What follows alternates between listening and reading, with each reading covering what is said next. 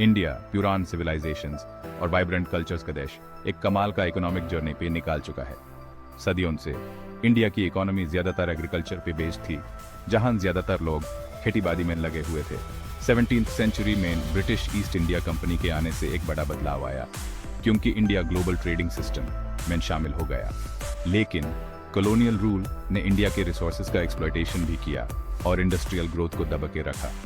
1947 में इंडिपेंडेंस के बाद इंडिया ने socialist inspired model of economic development अपनाया, जहां की इंडस्ट्रीज पे सरकार का कंट्रोल था और सेल्फ रिलायंस पे फोकस था।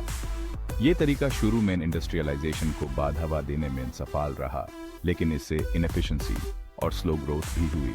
1991 का balance of payments crisis India की इकोनॉमिक हिस्ट्री में एक टर्निंग पॉइंट था। एक बड़े इकोनॉमिक क्राइसिस का सामना करते हुए इंडिया ने इकोनॉमिक लिबरलाइजेशन का रास्ता अपनाया। अपनी इकोनॉमी को फॉरेन इन्वेस्टमेंट के लिए खोल दिया, ब्यूरोक्रेटिक हर्डल्स को खत्म कर दिया और प्राइवेट एंटरप्राइज को बढ़ावा दिया। यह पहले की सोशलिस्ट पॉलिसी से एक पैराडाइम शिफ्ट था और इसने इकोनॉमिक रिफॉर्म्स के एक नए दौर की शुरुआत की। 1991 में इन शुरू किए गए इकोनॉमिक रिफॉर्म्स ने इंडिया की पहले की इकोनॉमिक पॉलिसीज से एक अलग रास्ता दिया।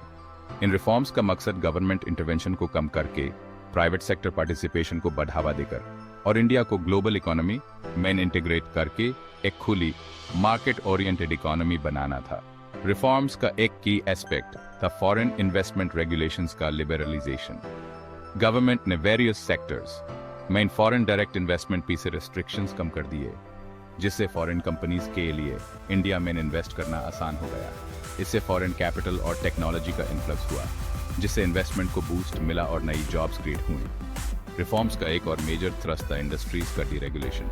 गवर्नमेंट ने लाइसेंसेज और परमिट्स की कॉम्प्लेक्स सिस्टम को खत्म कर दिया, जो डिकेड से प्राइवेट एंटरप्राइज को दबा के रखे हुए थे। इस डीरेगुलेशन ने कंपटीशन को बढ़ावा दिया, एफिशिएंसी में सुधार किया और इनोवेशन को फॉस्टर किया। रिफॉर्म्स का मकसद इकोनॉमी में गवर्नमेंट का रोल कम करना भी था। पब्लिक सेक्टर अंडरटेकिंग्स, जिन्हें कई सेक्टर्स में डोमिनेंट पोजीशन हासिल थी, उनका ग्रेजुअली प्राइवेटाइजेशन या डिसइन्वेस्टमेंट किया गया। इस मूव का मकसद एफिशिएंसी में सुधार करना और गवर्नमेंट फाइनेंसेस पे से बोझ कम करना था। इन रिफॉर्म्स के इम्पैक्ट को समझने के लिए की इकोनॉमिक इंडिकेटर्स को एग्जामिन करना बहुत इंपॉर्टेंट है। जीडीपी ग्रोथ, जो किसी देश में प्रोड्यूस किए गए गुड्स और सर्विसेज की टोटल वैल्यू को मेजर करता है, इकोनॉमिक हेल्थ का एक की इंडिकेटर है। 1991 के रिफॉर्म्स के बाद से इंडिया ने सस्टेन्ड इकोनॉमिक ग्रोथ के दौर देखा है। इस ग्रोथ ने लाख्स ऑफ पीपल को पॉवर्टी से बाहर निकाला है। इन्फ्लेशन, जिसे prices of goods and services के बढ़ने की रेट से मेजर करते हैं, एक और इम्पोर्टेंट इकोनॉमिक इंडिकेटर है। हाई इन्फ्लेशन परचेसिंग पावर को कम कर सकती है और इकोनॉमिक ग्रोथ को नुकसान पहुंचा सकती है। गवर्नमेंट ने इन्फ्लेशन को कंट्रोल करने के लिए कदम उठाए हैं। अनएम्प्लॉयमेंट एक critical social and economic concern है। इंडिया अपनी यंग एंड ग्रोइंग पॉपुलेशन के लिए इनफ जॉब्स क्रिएट करने की चुनौती का सामना कर रहा है। सेक्शन 4, आगे का रास्ता, चैलेंजेस और अपॉर्चुनिटीज। अपनी इंप्रेसिव इकोनॉमिक प्रोग्रेस के बावजूद इंडिया आज भी कई चैलेंजेस का सामना कर रहा है। पॉवर्टी, इनइक्वालिटी और रीजनल डिस्पैरिटीज आज भी बड़ी चिंताएं बनी हुई हैं। कोविड-19 ने इन चैलेंजेस को और बढ़ा दिया है। इन चैलेंजेस से निपटने के लिए सस्टेन्ड एफर्ट्स की जरूरत होगी। इंडिया को अपनी इकोनॉमी में स्ट्रक्चरल बॉटलनेक्स को भी एड्रेस करने की जरूरत है।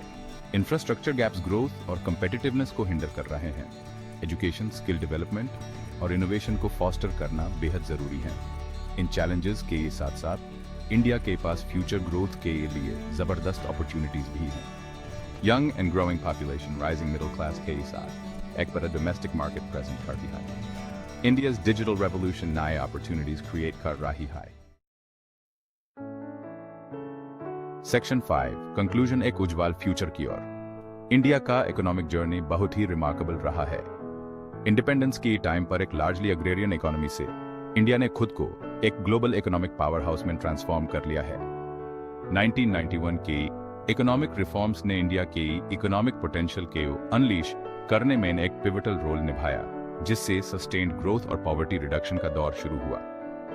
हाउएवर, कई चैलेंजेस एजे भी मौजूद हैं, जिनमें पॉवर्टी, इनइक्वालिटी और स्ट्रक्चरल बॉटलनेक्स शामिल हैं। इन चैलेंजेस को एड्रेस करना इंडिया के लिए अपना फुल इकोनॉमिक पोटेंशियल अचीव करने और अपने सभी सिटीजन्स के लिए एक more inclusive and prosperous society बनाने के लिए बेहद जरूरी होगा। इंडिया का फ्यूचर अपनी यंग एंड ग्रोइंग पॉपुलेशन के पोटेंशियल को हार्नेस करने, इनोवेशन को अपनाने और सस्टेनेबल एंड इंक्लूसिव ग्रोथ को परस्यू करने में है। सेक्शन 6 सोर्सेज के बार माइंड। यह ऐसे कई सोर्सेज पर आधारित है जिनमें एकेडमिक जर्नल्स, गवर्नमेंट रिपोर्ट्स और न्यूज आर्टिकल्स शामिल हैं। की सोर्सेज में ये शामिल हैं: Subramanian Arvind of counsel the challenges of the Modi Jaitley economy, Penguin Random House in